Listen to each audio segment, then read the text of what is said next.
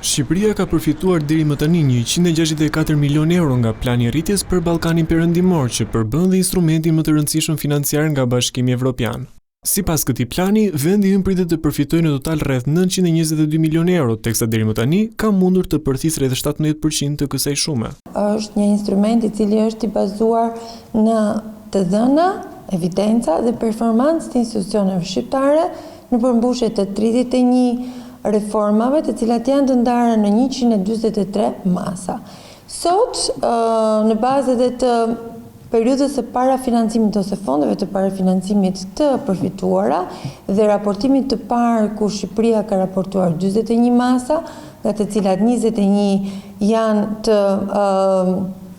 të realizuara, sot Shqipëria ka përthisur 164 milion euro dhe renditemi vendi i parë në rajon për realizimin e instrumentit të reforma dhe rritje. Së shpejti, vendi do të dorëzojë një raport të dytë në zyrat e BE-s për masat e reja që janë përmbushur, ku pritet që të disbursohet një shumë më e lartë fondesh deri në afatin përfundimtar. Afati i fundit është 31 dhjetori 2028.